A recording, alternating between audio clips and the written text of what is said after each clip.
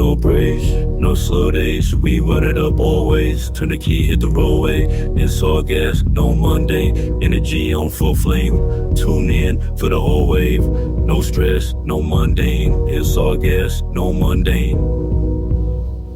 Kickstart the week with a mindset shift. Let the grind on lock, then the vibes uplift. Charging up minds like a premium mix. Every episode hits, yeah, built to stick. Feel for the hustle, spark for the brain. Turn the volume up and accelerate. No dread, no drag, no weekday pain. We turn the Monday blues into champagne. Hit that button. Feel the surge. Every word. You feel the urge. Level up. That's the word. On this podcast. No breaks, no slow days. We run it up always. Turn the key, hit the roadway. It's all gas, no Monday. Energy on full flame. Tune in for the whole wave. No stress, no mundane. It's all gas, no mundane.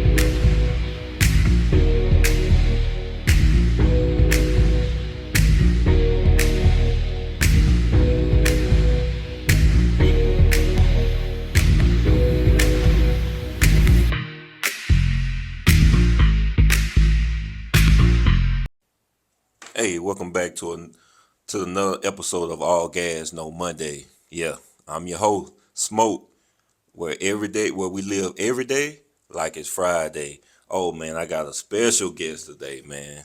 You see, we in this purple, right? Hey, this is my frat brother. You know what I'm saying?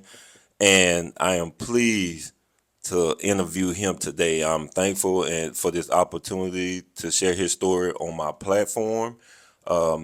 I'm not gonna mess up all his accolades. He has a lot of accolades. He's a prior veteran, Marines, and he's also in the Marines Boxing Hall of Fame.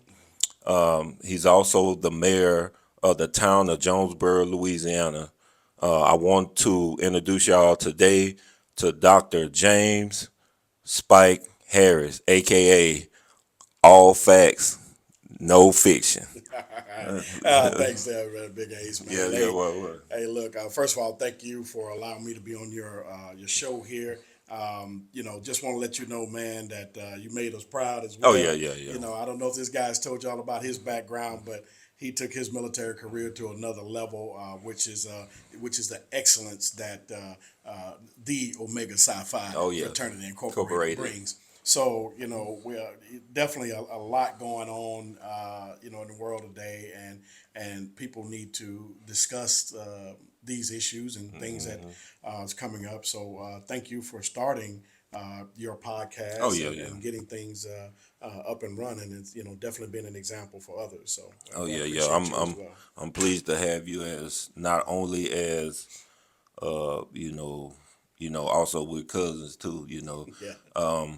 Not only to have you as a family member or, a man here in Jonesboro, Louisiana, but also a frat brother too. So that speaks very highly of your character and what you have done for this town of Jonesboro, such far as you have brought Jonesboro since you're tenured in office. Thank you. So we're going to get down to business, right? All right. So we're going to talk about your roots and everything right here in Jonesboro, Louisiana. You're a proud son of Jonesboro, Louisiana, but when you look back, who shaped the man you are today? Oh, wow. There's a number. There's a combination. The old saying, it takes a village to raise a child. Yep. My mother, for one. Okay. Starting out, I grew up in a single parent household, but it did not feel like that. Okay. I had my mother, my grandmother, my grandparents, 5 uncles. Okay. A whole neighborhood, a whole village. But my mother, my family definitely, and there was a gentleman in our neighborhood that kind of got all the little boys together and kind of mentored us doing that. Actually, he just called a second ago. Okay. And that was Ortez Jones, Yeah. Reverend Ortez Jones. And then my church, the Pleasant Grove Missionary Baptist Church. PGC. Yeah, that's right. Right Yep. out here on Evergreen Road. We that church has always bred excellence, and without me even knowing it, I followed in the footsteps of many, and I didn't realize it until I became an adult. Oh yeah, true.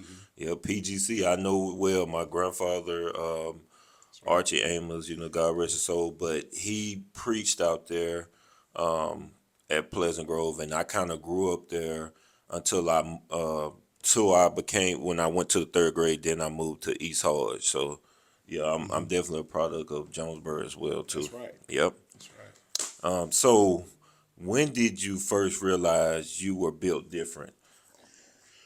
I was a late bloomer. Oh yeah. If that makes sense. Oh yeah, no, I understand. Yep. Coming up through high school, of course, with your dad, I played, Football, and yep. everything. And those guys, they were on another level. They went on to college to play. But I bloomed in the Marine Corps. Okay. I graduated May 22nd, 1987. I was in boot camp May 27, Ooh, that's 1987. pretty fast. Yes, 5 days. And when I got to boot camp and the drill instructor started, instilling in us, we can do things that we had no idea that we could do. Yeah. And I started accomplishing things. And not that it wasn't hard here. We had a great teams, great sports, great athletics here. But, just overall, I didn't realize it until I graduated Marine Corps boot camp. Okay. That, I could do anything. Do I put anything, my mind yep. to. Yeah. Okay. So, being all said that, right? What gave you that drive? Overall, the one thing I can think of is a lack of fear of failure. Oh, yeah. A fear of failure drives a lot of people, but I've never been had a fear of failure. I can understand you learn a lot from failure. Yeah. And, just that drive to never quit. Quit, never yep. give up. And I go back to the Marine Corps again. You adapt, you overcome. Yep. You go through it, under it, around it, over Yep. it, whatever. You do what you can do to get the mission accomplished. And that ability has pretty much kept me going all these years. And yeah, and also the four cardinal principle, perseverance. Oh yeah, Didn't know it then. Yeah. But now you know I it now. do know it. It's like, look, that's why I am an Omega man. Yep. Because of that. Yep. Yes, that is exactly right. Yeah, that's so true. So now we talked about your roots. Now we want to get deep into your military background and your boxing. We're gonna get into that. So I see you served in the Marine Corps. You was on the all Marines boxing team, and then you're well accomplished. Far as I didn't even know you was in the Air Force too as well. That's correct. That's why I'm reading your background and everything. Yeah. So what did boxing teach you that the battlefield didn't, or vice versa? Well, being a young, and I'm sure you can understand this, you're on the officer level now. You look back, being a young Marine, I had did what young Marines and young people in the military do. I get in trouble, But thank God I had some good people around me that saw my potential, even though I didn't see it at the time. Yeah. I had never boxed, never cared about boxing. So I actually got in trouble. And, I received what we call non-judicial punishment. Yep. So they didn't take rank from me, but they did delay my promotion. Yep. I was a corporal at the time, getting ready to get promoted to sergeant. So it actually delayed my promotion about 1 year, but they sent me to anger management. Yep. And, if you weren't in a war environment, you really didn't know what to do with that energy. Yep. So, I was getting in trouble. So doing anger management, I told the instructor what happened. And she was like, oh, why does the Marine Corps keep doing this? She just told me to come sign in and go work out. and use that time to go work out and relieve some, Some stress, and some anger. some anger. That's it. Yep. So I was in there one day, and I guess I was bored. I really wasn't doing anything, and I was in there just punching on a heavy bag, kind of relieving a little tension. No gloves, no anything. And this master sergeant came in. Yeah. He was bigger than you. Yeah. Vietnam vet.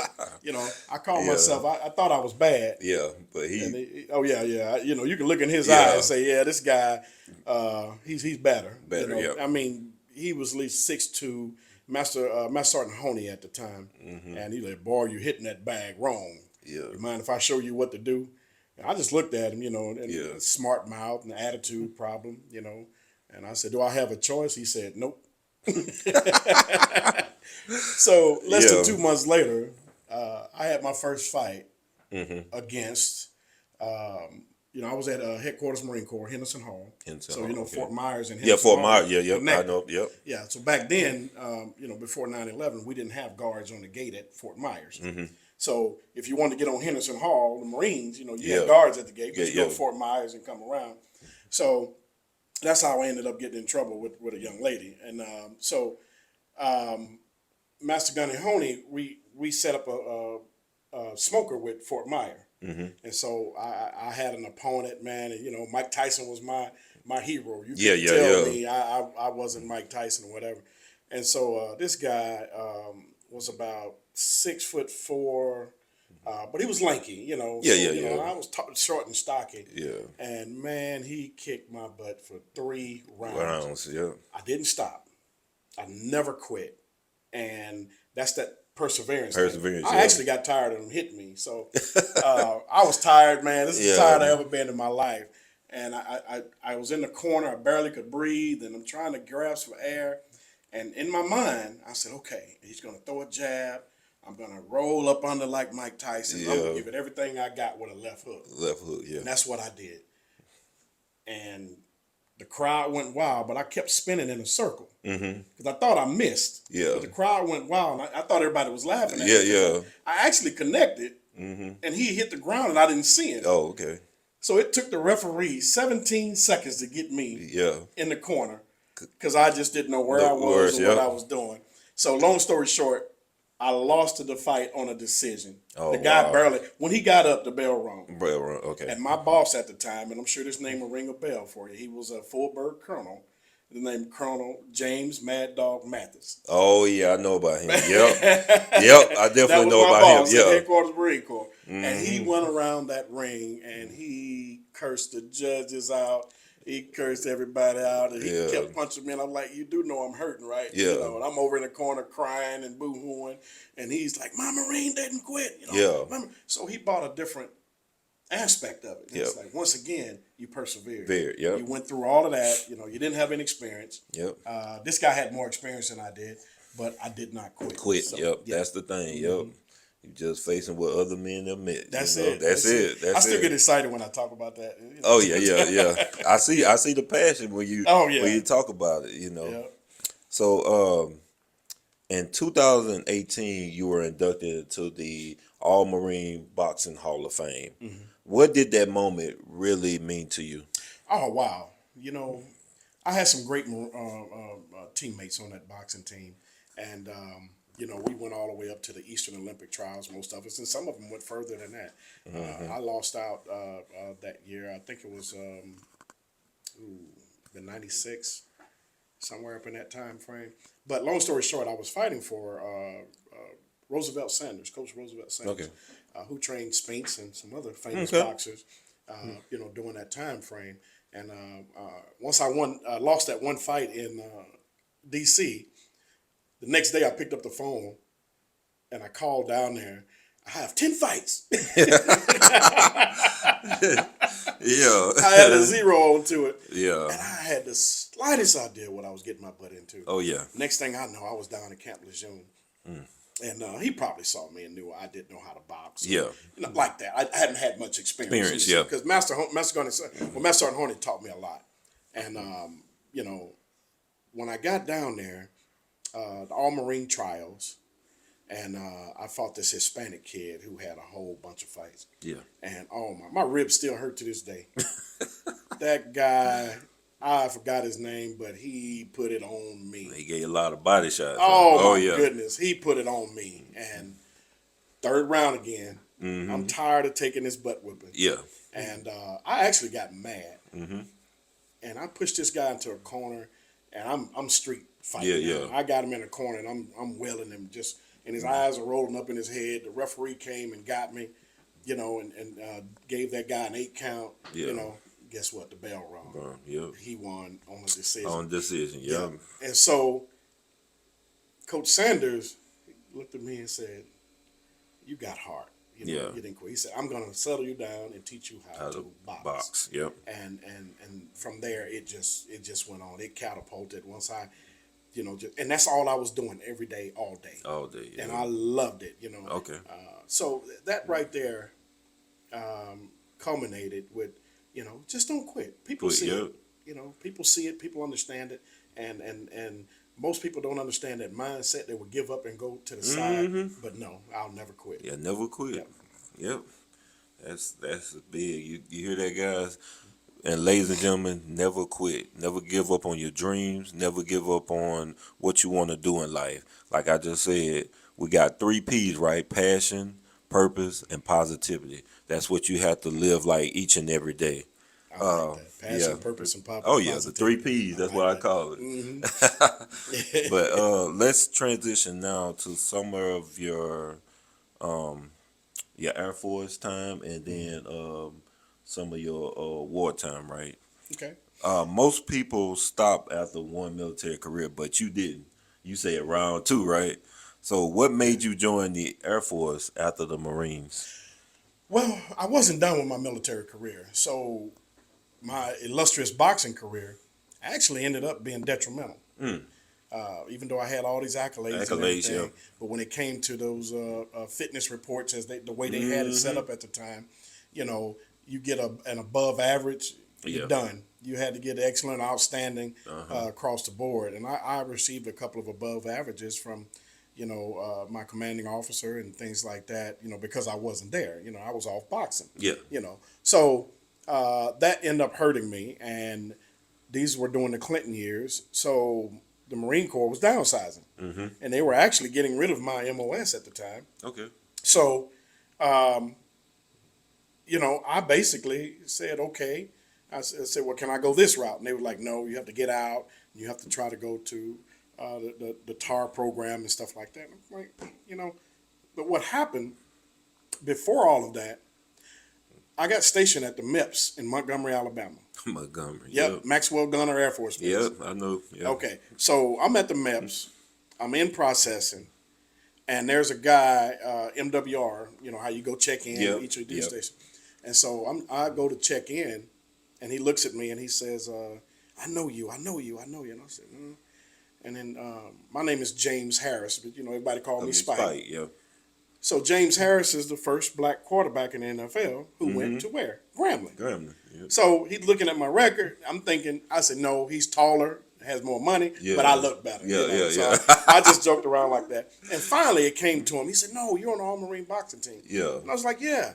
And he was like, well, you missed the trials. I said, yes, because I was PCS, so I won't get a chance to go this year. He said, look, you can go to the Air Force team. And I was like, really? I said, no, I said, I'm a Marine, man. Yeah. Look, you die-hard Marine. I'm checking in. So, I'm in my dress uniform. Yeah. And I'm like, and we sat there about 15 minutes going back and forth. And finally I said, well, whatever. I said, you get me orders, I'll go. Yeah. And it was an hour later. I'm just literally in processing. He called me and said, you got orders. Orders, yeah. So I didn't even get a chance to unpack. They sent me down to Kelly Air Force Base, San Antonio. Okay. And I went in, and it was a different life. Oh, yeah. So I was like, wow, we're living in Billings. Yeah. We're getting paid literally every week. I had my own room. Yep. And, it was like, the life was just different. Yeah. And I'll tell you, and it's little things, and you can relate to this. We're in the chow hall. Of course, they call it the cafeteria. In the airport, yeah. And I get finished eating. I'm done eating. And I'm looking, I'm ready to go, put my forks here, my spoons here, Yeah. And it's like, leave it. Somebody's going to come by and get it. Yeah, we had room service. I was like, yeah, I'm gonna get in the Air Force one day. So, hey, Yeah. so the time I don't know when you say things, the universe hears it. Oh yeah. It's gonna come back and get you. So now I'm on a joint reserve base in Fort Worth. I have to get out of the Marine Corps. They paid me a pretty nice little penny because it wasn't on my account. Yeah. Yeah. So I got a nice a bonus or whatever when I got out. Okay. I went around the corner. I always wanted to be a cop. Mm-hmm. You can go back to my high school transcripts. Yeah. And it was a military police unit on base, but it wasn't a regular military police security forces. We didn't work at the gates or anything like that. Yeah. We did a lot of anti-terrorism, counter narcotics, force protection stuff. High deployment rate, So Okay. I said, that's me. I love it. Knocked on the door, scared the commander because the 3 knocks. Yeah. Yeah. Next thing I know, I was in the Air Force. I went down to San Antonio, went to the academy down there for law enforcement. Once you're a Marine, you don't have to do another basic training. Yeah, because y'all basic training is longer than any basic training That's of right. any branch Of in the any military. branch. Yep. That's correct. That's correct. Yeah. So I just went to school and became a cop. Put on my security forces, put on my beret, and man, it just started from there. So Okay. I actually fought with the Air Force team as a Marine, and then again as an airman. Oh wow, that's 2 branches of service. He went in, all boxing teams. So that's amazing. I didn't know that either. You served, you boxed for the Air Force. I knew about the Marines, but not the Air Force. So yeah, that's something that that's to be proud of too. Oh yeah. Yeah, Oh yeah. yeah, definitely. So you deployed during the Gulf War, and you deployed Iraqi freedom and Enduring Freedom. How did these experiences shape your leadership? Oh wow. Those experiences now, being an NCO, as you were well Yeah, yeah. aware, Mm-hmm. everybody under you, their lives basically is in your hands. In your hands, yep. It's something that you really can't explain. The camaraderie that you have with these guys, you don't want to lose anybody. And we lost a couple of people, and that right there affects you. Yeah, So definitely. when you have others' livelihood in your hands, you need to know everything that you can possibly know about the situation that you're getting into, so that you can create a safe environment or as possible for the men and women who are under your command. So that right there was a whole different level. Okay, yeah. I definitely understand. Like I said, we lost a couple people, as well, during my tenure in the Army. So yeah, it does affect you. But when those things hit you, right, you have to be able to seek help because it's not normal for us to see that, Yeah. and a lot of us don't know how to take it, and so a lot of us don't ask for help. But when you truly go through something traumatic like that, sometimes we need to sit down and talk to somebody because we keep it all inside, then we're just going to explode and burst up. But it's good to seek that help and everything. So yeah, so yeah, we talked about so much stuff right now. Man, I'm telling you. I'm telling you, it's bringing back a lot of memories, though. Yeah, definitely. And now we're gonna bring it, kind of back to the hometown, right? Jonesboro, Louisiana, right? Right. And you breaking these barriers, from the battlefield to now to city leadership, right? You became the first African American elected chief of police of Jonesboro. What did that milestone mean to you personally and culturally? Ooh, man, being the first is never easy. Yeah, yeah, But once again, I take it back to my church. When I told you earlier about Pleasant Grove Missionary Baptist Church, Okay. we had the first African American tenured professor at Louisiana Tech. okay, We had the first African American woman to go to Louisiana Tech. okay. Oh yeah, Miss Bertha Robinson. Miss Bertha. Oh, There yep. you go. That's right. You are absolutely correct. Yep. Sister Liz White was the first professor. Oh, for real? Oh, okay. Okay. All right. We've had, and I know I'm leaving some people out. We've had quite a few others in church that was the first during an era that was way more difficult than what we had. But So they paved the way for me yes, to do that. I did not want to. After those experiences, I did not want to pick up another gun. Yeah. Actually, as well as you already know, I'm 100% disabled. disabled. As well. Yep. Mm-hmm. I just wanted to come home. Just wanted to travel, and just roam free and just go to school. Yeah. I was going to school, so the former mayor here, he needed someone to work compliance, so I came in as a compliance officer, just kind of part time. Yeah. That ended up growing to me going to. It was a police department here that was shut down in 2010. But it was defunded, and I'm Okay. like, well, that's not a good move. Where Jonesboro, the crime is picking up, so so we opened it back up, and there was three of us: the chief, the assistant chief, and me, Yeah. running the entire town police wow. department. Now, mind you had the sheriff department, Yep. but here in Jonesboro, we were trying to get this thing kicked back off with a very limited budget. So that chief, Wesley Horton, had been the chief for over 20 years. Oh wow. Yeah. And he just wanted to put it in somebody's hand that was going to do something right with something it. right. Yep. And he had to talk to me about it many times. And finally, I just told him, a lot of people say, well, let me pray about it. Yeah. And they, that means Yeah. I'm not doing it. I'm not doing it. Yeah. Basically over in the Muslim world, they say, inshallah. You probably never get it. Yeah. So I did. I went home. I prayed about it. And that meant, I was in and out at my mother's. Okay. So right across, she lives in the parish. But literally right across the street is the city. That's the city, yeah. They had it. I was like, wow. So that meant I had to find somewhere, to stay. I had to, housing at that time was limited in Jonesboro. Yeah. So I'm looking, I'm doing this, I'm doing that. And I'm like, well, so it was a day or two later, my uncle from Chicago called and said, I got a house I want you to look after for me. Yeah. Just out the blue, no talking. And I said, okay, this house happens to be in the city limits.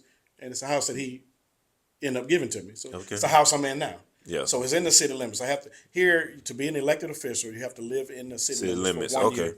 Okay. 1 year. So I got it right on time. So that was my answer.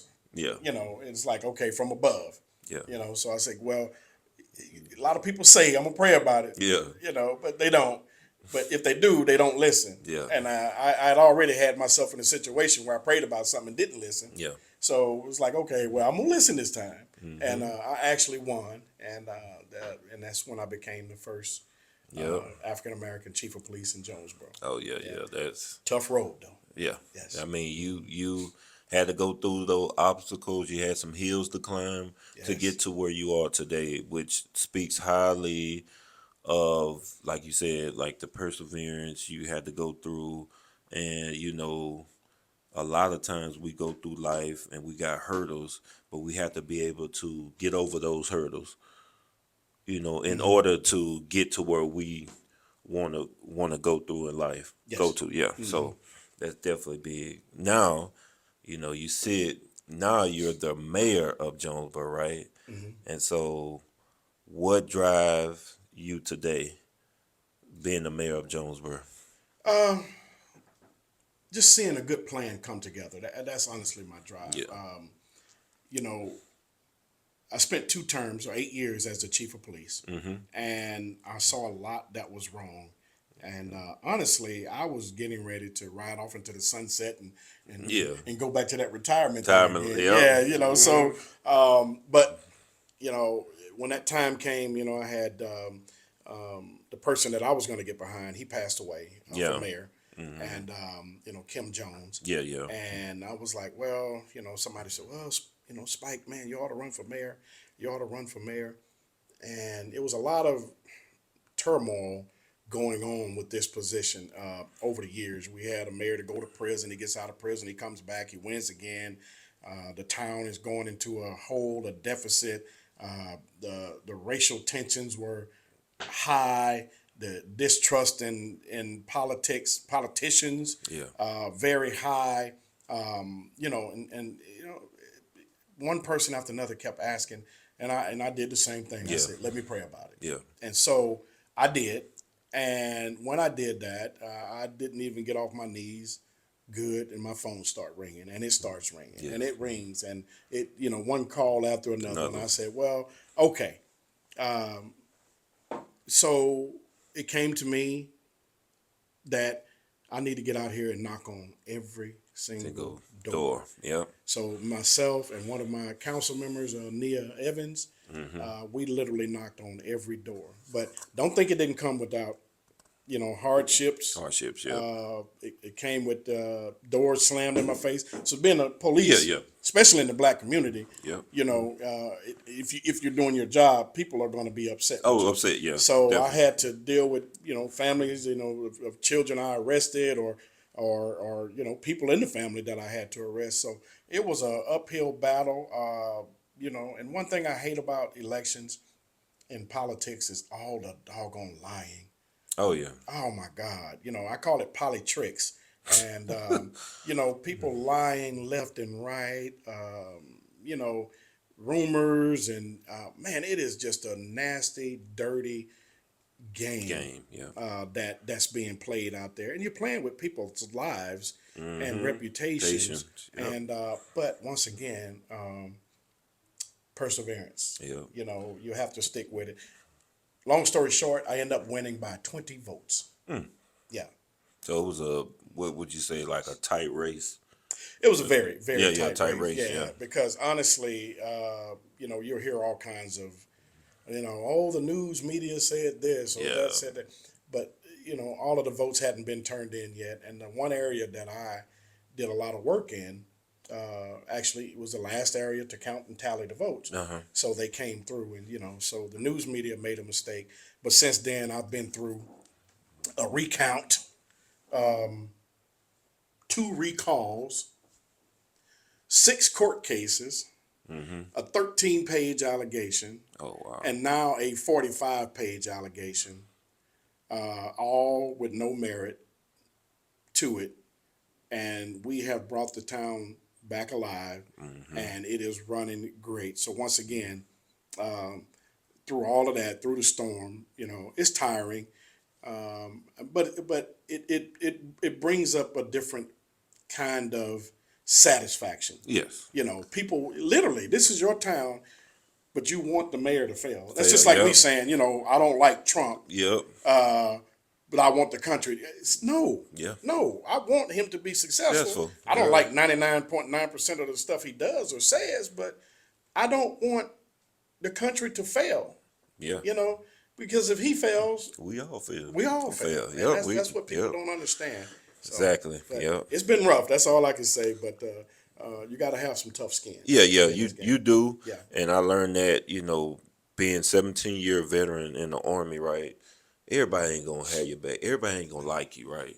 But at the end of the day, as long as you're trying to better this community, this town, and get it up and running like it's supposed to, and make sure this town is successful. That's what it's all about. That's what it's Who cares if people talk about you? Who cares if people try to do this to you, damage your reputation? But it's not about us. It's about the people in this town. So yeah, I commend you on having that thick skin and being able to get through all that stuff that you just talked about. So yeah, politics is a fight on its own, right? Yes, Definitely. sir. Like you said, you call it politics, right? Yeah. Yeah. So what keeps you, Spike, from not quitting? It's just not in me. Yeah. I mean, once you start something, you know how it Yeah, is. you gotta finish it. Once you start something, you have to finish. Finish, yep. It reminds me of that movie, The Accountant. You seen that? Yeah, movie? yeah, I did. Yeah. And even though he supposedly had some kind of, mental health thing going on, he just had to finish. Yep. And that's innate in me. So it's like, okay, you're gonna start it. You're gonna have to finish it. You fight to the end. You just don't quit. You just don't give up. And that was instilled.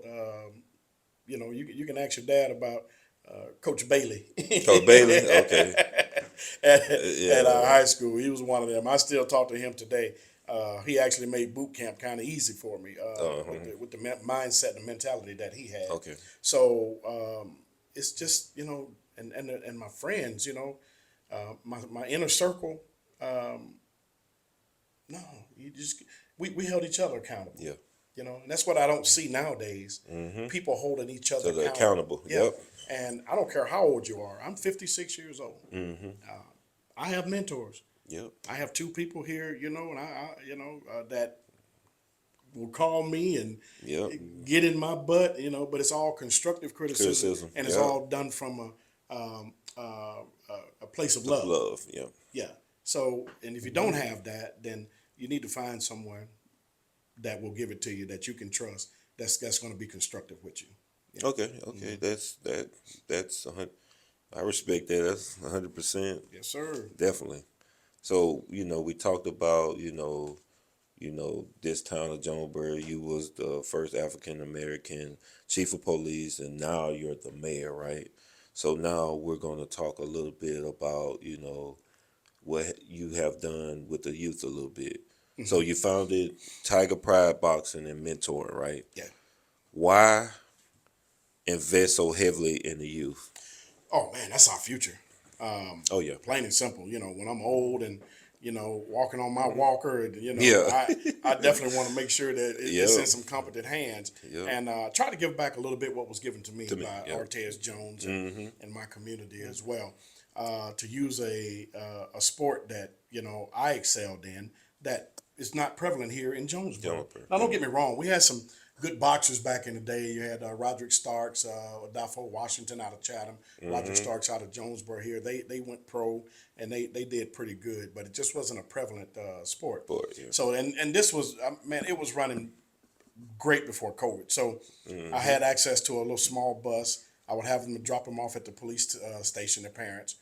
We go out to the old Shady Grove High School. Yeah. Get off the bus. The community center director, Miss Rose Jackson, she had a retired teachers in the library. Okay. They would come out and mentor, kind of show the kids what to do, like teach them and do their homework. Okay. Okay. After that, we work out. My mom and Miss Rose Jackson would then have a little snack fixed for them, and we'd mentor them during this time. And so we had like 12 rules of success, and they had to memorize these things, kind of like your general orders. Yeah. I got you. Yeah. And I had a couple of men that I went and got my coaching license, and I joined up with USA Boxing. They would have been contenders. Yes. Okay. And COVID hit. Yeah. And we had to subside with it. Lost access to the van. I lost access to the gym, and things just went crazy after that. Okay. So I would like to get it started back, but oh wow, man, I wish I had the time. Yeah. I just don't have it right now because working with those kids was great, and a couple of them are doing great, but a couple of them not. They're going in. I think they're bringing you coffee now. Come on.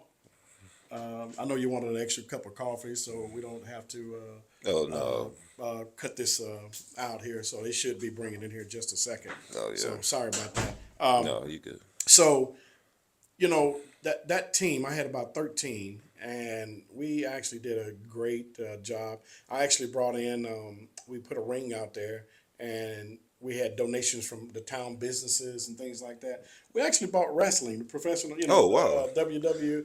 I forgot which one. It wasn't WWF or anything. Is it WWE? It might have been WWE. Man, I can't remember some of them names. But man, we had a good show out there. Okay. And those kids got to get in the ring and Yeah. do their thing with the wrestlers. Man, I mean, it was just amazing to happen, and just to see the success come out of those children was great. I hate I lost a couple. To the penal system, but I know you can't save them all. Yeah, but it's still can. disheartening. Yeah, definitely. Yeah, for something you having something positive for the kids, especially around this area, and try to show them the right way. Instead of showing, they think this way, the way they going is the right way, but no, let me show you a different way that might can help you for the future. So you won't end up in the in the system. Yep. Yeah. Yeah. So I totally get it. If you could look a struggling kid in the eye right now, what would you tell them? Keep going. Yeah. Find your passion. What do you? I would honestly figure out what this kid likes and show him how to make a living from that. Yeah. Kind of be the best that he can be. And if he doesn't know, and a lot of people won't agree with this, but most other countries require the young men to go to the The military. military. For 2 Yep. years. You're right. Uh-huh. Go find yourself. Yep. But do something. Don't just hang around here. Go see the world. Go visit some of these children haven't left this area. Oh yeah. And they think this is the end End all all be but, all yup. right here. You have a whole world out there Yup. just waiting on you. And I've seen some of them leave and go somewhere else and see it for themselves, and they come back with a whole different mindset. Yep. And that's why it's good to these organizations that take these children on trips to see different things, whether it's historical sites or anything else. Yep. And just show them and spend some time with them and show them that you're genuine. Most will, come around. Yeah. And I love it, man. Yeah. Just to see that look in their eye, it's like a life comes in them, Oh, yeah. and that dullness turns into Yeah. just excitement and just, with it. So it's Yep. something I just really can't explain. Yeah, because I can truly say when I joined the Army in 2008, yeah, I went to Gremlin for 2 years before I joined the military. I didn't know what to expect, right? But, once them drills started yelling at me and all that, I had to get with the program. And so my mindset had to switch. I'm no longer thinking like a civilian. Now I got to think like a soldier. And so, ever since then, I got to go to, like you said, a few places. I've been to, Fort Campbell, Kentucky. It's like on the border of Kentucky and Tennessee. And then I've been to what they call, it's named Bragg now, but it was Liberty at the time, then it switched back. But I've been to Fayetteville, North Carolina. I've been stationed in Vicenza, Italy. I wanted to go overseas because I want to see the different culture over there versus the States. And, it was a culture shock for me. But, I learned it because, after the first year, you pick it up a little bit. I wish I was fluent in Italian, Oh, my goodness. Yeah, but I experienced that, the food and everything. It was an experience that I'll never forget. And See, that's what they do. They send the Army people to all the good places. I went to. yeah. Hey, he's talking about Italy. I'm in the desert in Kuwait, Iraq, and Afghanistan. But no. Every culture I visited, it was with respect. Yep. And I learned, like you did, the language, and I learned to love the food. To Food, this day, I love Arabic and Mediterranean. Oh yeah. And I do speak Shwe Arabic.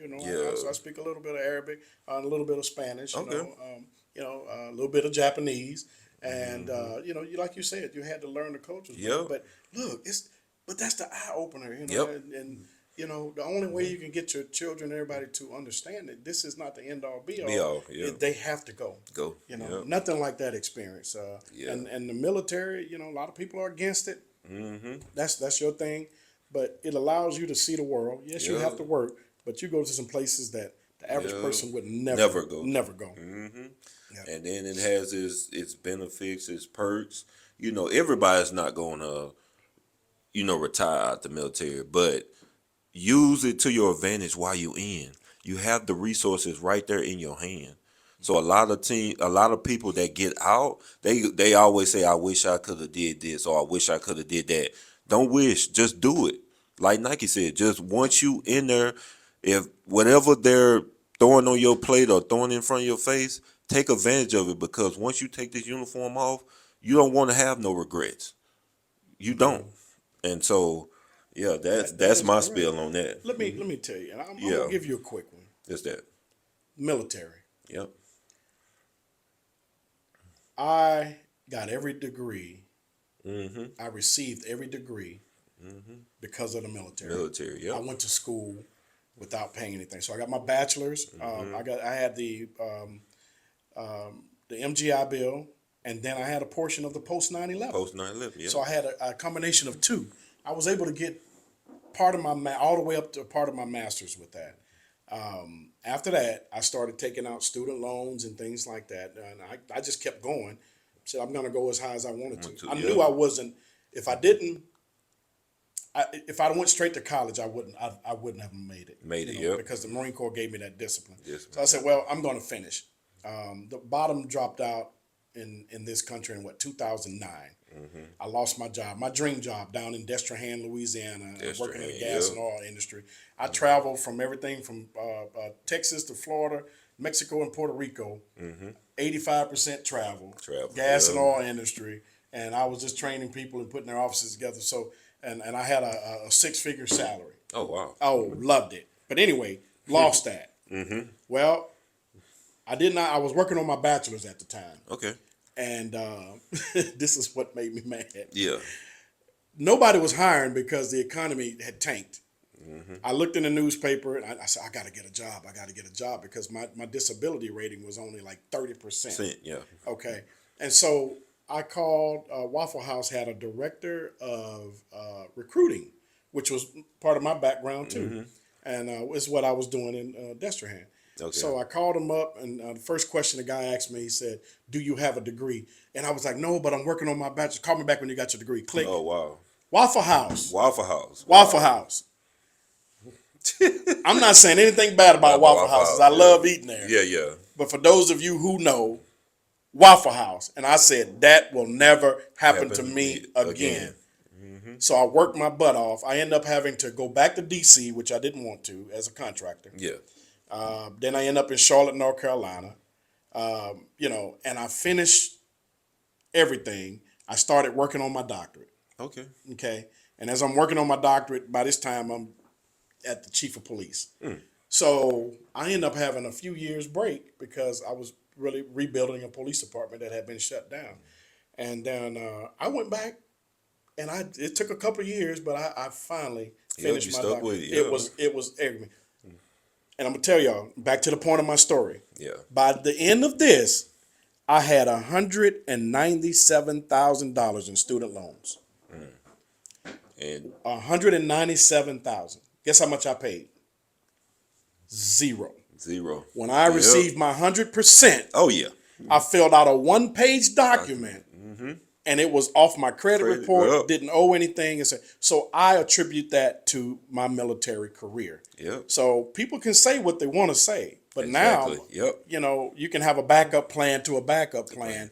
When if you decide to retire or anything like that. So the military does have its benefits. You might not see them while you're in there. Yeah. But you would definitely see them when you get out. Yep. Yes. And he's speaking true. What you say? All facts, no fiction.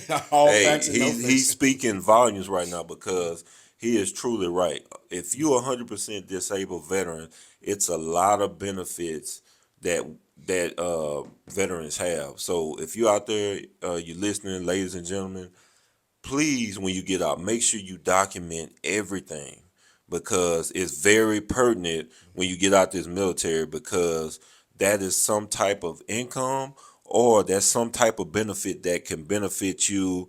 Like he said, schooling, it's all kind of benefits out there for 100% disabled veterans. Yes. And your medical, vision, dental, all of that is free. So I see many people today worried about retiring. They can't retire because they have to pay their benefits, or they can't afford the insurance that they have. And I don't worry about that with the military. It's just not a worry that I have at this time. Oh, yeah. Yep. So, just to get off the subject a little bit, right? So how did you get the nickname Spike? Man, that has been with me all of my life. This is a story that I heard, Yes, I have a big head, you know. Yeah, yeah. That's why I tell people I keep my shoulders big to Yeah, offset the size of my head. But it's, I guess my dad told my mom, yeah, he has a big head, flat on the top, Yeah. and his little body, and he looks like a railroad spike. Spike. And that has stuck with me literally. Man, oh my God. And I couldn't even run an election without having. That's why I have to use J. Spike Harris. Yeah, J. Spike. If you come to Jonesboro, Louisiana, and say, "Oh, I'd like to see James Harris," well, look at you crazy, Spike. Oh yeah. Yeah. And so I had to put that on my signs on my Okay. campaign, and man, it has just taken off. So it's just one of those things that stuck with me, and that's what people know me about. Stuck with you for all these years. So all my life. I mean, why change it now? I mean, keep it. That's it. Even in the military, of course, the formal Harris. But behind the scenes, Spike. Yeah. Exactly. So we talked about a few things, right? So I know we talked about what the military did for you as far as educational wise, right? So we're gonna get to that educational mindset. So you earn your bachelor's. Gotcha. And you earn your MBA. That's right. And you now have a doctorate. Yes. That's rare to see somebody in the military who has a doctorate. It's not many people that that are veterans or got out the military that has a doctorate. Like that's the highest. So you have reached that pinnacle. Yeah. Why is education such a priority to you? Now, it is. As I told you why initially, no one would ever tell me again that I'm not qualified because of education. You have to give me another excuse. You can't look me in my eye now. You get, you're overqualified. Qualified, yeah. Well, that's fine. Okay, if you want to tell me I'm overqualified for this job, that's fine. But never tell me that I'm underqualified. For anything. It's just an internal thing. I didn't value education in high school. I really didn't value it in the military because, I began to value education at that point. Okay. That had to happen to me for it to happen. Now, don't get me wrong. I had plenty. Get your education. Get your education. Get your education. Oh yeah, my dad. That's all he preached. Soon as I graduated high school, you need to go to college. You need to go to college. He preached that same thing when I was in. When I joined the military, I didn't really take it serious. But you go through your little growing pains in the military. Yeah. But I had to really take a self-reflection in the mirror. It's like, you know what? Let me finish what I started, because I did 2 years at Grambling.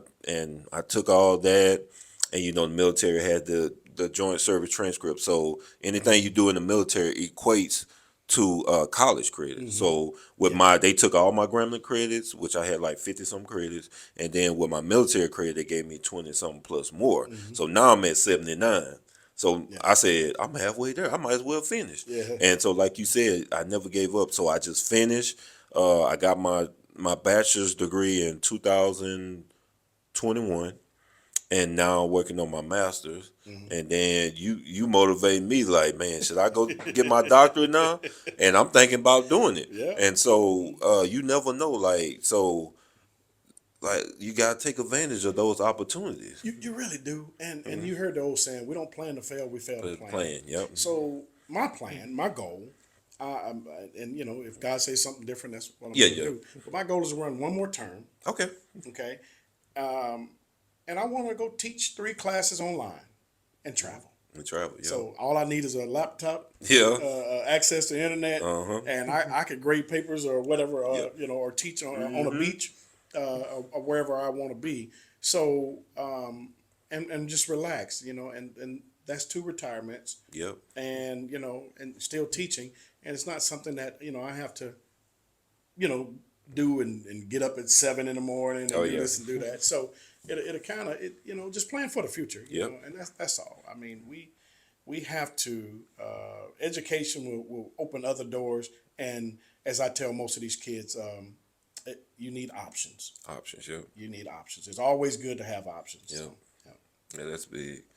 We we done discussed a plethora of things just sitting here today, right? Yeah. And so, uh, what's one sentence that sums up your life's philosophy? Ooh, one sentence that Mm-hmm. sums up my life's philosophy. Yep. Um, Winners never quit, and quitters never win. Yep. You know, you won't win if you don't try. Yep. You won't fail if you don't try. You won't succeed if you don't try. And don't be afraid of failure. Yep. Welcome it, because you learn so much from From failure. failure. Yep. You learn so much from it, and you can, and if you track everything properly, you can see, what you did wrong, why it happened, and then you can go and do it again. Yeah. And don't get me wrong, I failed at a lot of things. Hey. But Yeah. hey, Hey, I'm going off the live, so dust yourself off and try again. That's That's it. all you gotta do. That's it. That's it. Don't give up.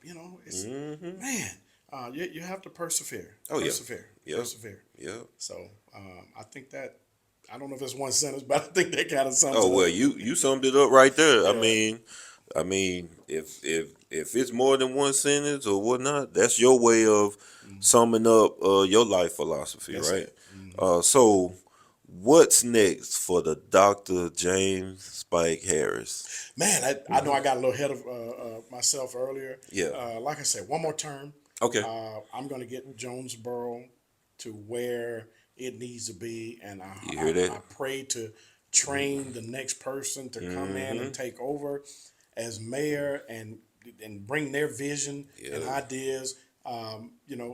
It's time to step back and step out, and just bring some pride back to our Yeah. town, To our town, yeah. which has come back gratefully. Oh, yeah. And work together with all other entities as best as possible to get our town on the right way, and just try to. Jonesboro has a rich history. Oh yeah. We have a rich history. Oh yeah, definitely. And once we get our schools back up to par, we can help our kids better. We're building parks. We're upgrading infrastructure. Yeah. And that's been my whole term. It's nothing but infrastructure and getting the financial straight. Jonesboro's never been broke. Yeah. The money has just been grossly mismanaged. Okay. I've surrounded myself with a great team, and they make me look good with the things that they're doing. So we'll do it the next term. We'll have our parks in place. We're attracting businesses. We're upgrading our airport. We have a number of plans, and we're even building a new police department. Oh yeah, I heard you talking about that Yes. too. Yep. And so, with that being said, there's so much to do, and hey, we've brought Jonesboro into the 21st century with upgraded systems, and with the new implementation of AI now, somebody else is going to come in and keep us moving in that direction. Oh, yeah. I'm learning as much as possible, and about AI. I'm not done with my education. Yeah. I'm actually online with they have free certifications you can get in AI. Oh, for real? Like Harvard, Yale, or whatever. Oh, okay, okay. So you can go on there and get your free certifications with that. Things like that to kind of make your life better, because it's not when it gets here; it's already here. It's not going anywhere, and if you're not up on it right now, you're behind. So, Yep. That's the future. Yep, and So take Jonesboro into the future and hand it off to the next one. So this is not a, I hate to see old boxers go past their prime. prime. Yep. I hate to see old politicians go past their prime. Yep. It just it's There you go. I think it's that thing where it's like they're gonna miss out on something. It's like I look and see, like, same thing with these professional athletes. They're trying to go 20 plus years. I'm like, man, you should be like, you're out your prime. That's You it. know what I'm saying? You got to know when to say, hey, it's time for me to pass it on to somebody Yes. else, because records are always meant to be broken, right? That's right. That's what I'm saying. Somebody's gonna break your record. That is correct. And that's an honor for somebody to, be like, oh man, I broke this record, and paying homage to the ones before them. that we have to be able to do that, especially in our, your position, my position being the military. When I know it's time, it's time. It's time. It's time to take off the uniform. That's right. Yeah. That's right. And nothing. You're not losing anything. No, no. And another thing, when I'm looking at doing, I see so many towns the size of Jonesboro and smaller that get into trouble, like Jonesboro did a while back. Yeah. And it's not hard to fix. Yeah. So, but people just don't know how. So I'm looking at it actually, across the state, consulting now, as well, go and consult with these other towns, put the game plan together. So I'm building the blueprint here. Okay. I'm making Jonesboro the blueprint. Okay. Yes, you all were down, but this is how you build back up. You work with the legislative auditors. You work with, financial folks. You put the right people in the right places. Yeah. Stop doing everything for a vote, and start doing the right thing. Yep. And that's where we've gotten lost in politics. Yeah. People are, most people have the attitude of, what are you going to do for me? Oh yeah. But I go back to John F. Kennedy. It's not what, your country can do for you. But what can you do for your country? Yep. And I use the same thing. It's for your town. It's like, what are you going to do for your town?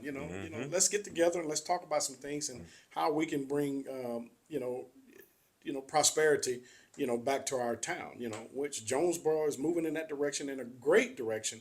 And, so the next step is to bring more jobs in, more people with different ideas. Okay. But now the infrastructure is built up. You have a 24-hour police department now. You have a very operational police department now. Fire department has done a great job. The fire rating is getting ready to drop, and that way people's property insurance is going to go down. So it's a lot of things that go off into that people really just don't know behind the scene. And it's a boring conversation to most, but when it starts affecting your pockets, that's when people start getting upset. Yeah. So we have to keep that in mind. And I tell people, I'm not a politician. I'm just somebody that's going to do it right. I'm going to stick to my guns. But if I make a mistake, I'll own up to it. Yeah, own up to it. Yeah, we'll adapt, we'll overcome, we'll get it fixed, and then we'll move on. Yeah, that speaks of of your character. Like, you have to be able to, like you said, I love the word accountability.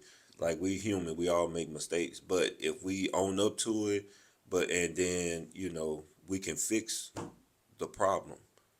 Just own up to it. Like, hey, I made this mistake. This, this is how we can fix it. That's right. So, you heard it from the mayor of Jonesboro, but it was good being able to sit down and talk to you, share your story from your upbringings to now. I appreciate you giving me the opportunity to interview you.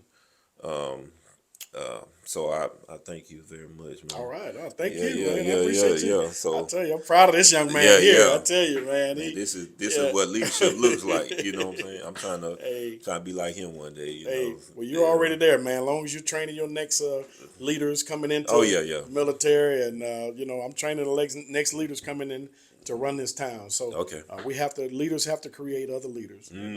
So that's where we go. Yeah. So all right. I'm wrapping this up. I'm your host, Smoke. And, this is all. You know what? Before we wrap it up, I always ask everybody this. So my podcast is called All Gas, No Monday, right?